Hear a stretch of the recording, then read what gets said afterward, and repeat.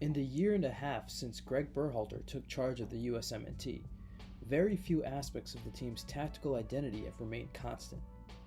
The team has shifted its defensive scheme from a mid-block to a more high-pressing, run-and-gun type of system. The team has even paired an inverted right back with a more defensively minded left back, only to scrap that entirely for two outside backs that get up and down the flanks. And in some games, the striker has been tasked with staying high and in line with the opposition's center backs, whereas in other games, the striker has been asked to drop in and combine with the midfield. One thing that has remained constant, however, is Berhalter's desire for the team's holding midfielder to act as a deep-lying playmaker instead of an N'Golo Kante-esque ball-winning destroyer. But even with this consistency, there is much uncertainty around what exactly the number 6 does in Gregg Berhalter's system. In order to understand the number 6's role in Berhalter's system, it's important to understand Berhalter's ultimate goal for the team. In its simplest form, Berhalter wants to create positional advantages and use those advantages and the ball to disorganize the opponent. It's because of this that the wingers in the system often pinch in and join to connect with the striker. This creates a 3v2 against the opposing team's center backs. It's for the same reason that Berhalter asks his number 6 to drop in between our own center backs. This creates a 3v2 advantage between the two attackers pressing the USMNT defense, which will force a midfielder to step up and press the US's back three.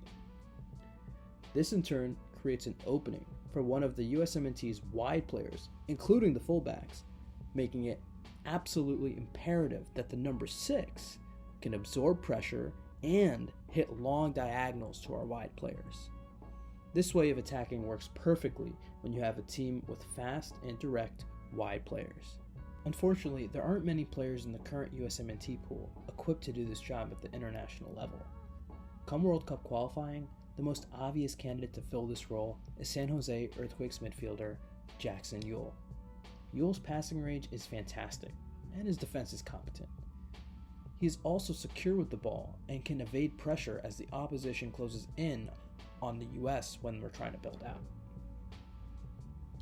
However, with Yueill, it's hard to see him improving significantly over the next few years, leaving USMNT fans to wonder, is he good enough to help the USMNT get to the level it hopes to by 2026? Another option to fill this role is Internacional's Johnny Cardoso. Cardoso is a bit of an unknown quantity in that he does not have much professional experience and has only suited up for the US one time during a U23 camp. However, Cardoso does like to sit deep and playmake from the deep, but his passing is oftentimes a bit too conservative for what Berhalter wants. Fortunately, he's just 19 years old, so there's still time for Cardoso to grow into this role and make it his own.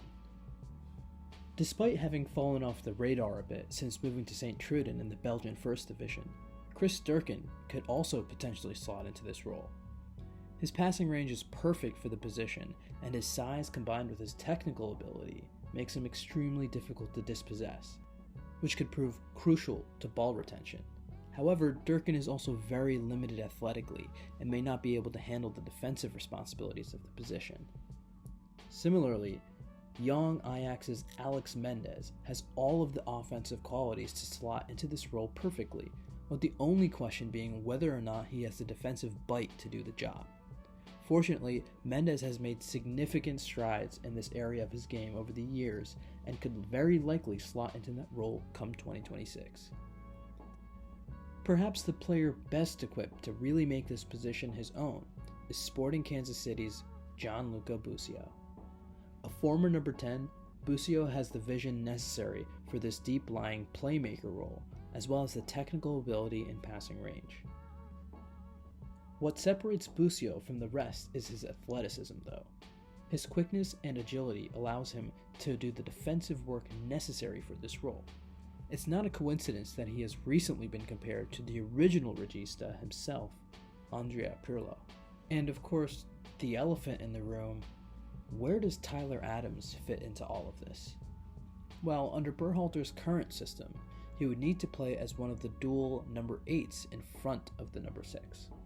Of course, Adams could play the number 6 in Berhalter's system, as he has proven at the club level that he can spray passes all across the field, but forcing Adams to play this role would take away one of his biggest strengths: his ability to press all over the field. In its current form, Adams would not be allowed to terrorize opponents all across the field, but would rather have to sit in zone 14. Is it worthy handicapping Adams and his pressing ability to fit him in at the number 6 role? Is it worth playing someone else there if that means sacrificing Gio Reyna at the number 10? Or does all of this mean that Berhalter needs to change the only aspect of his system that has remained constant throughout his tenure? These are all questions that Berhalter will need to find answers to before the USMNT plays its next game.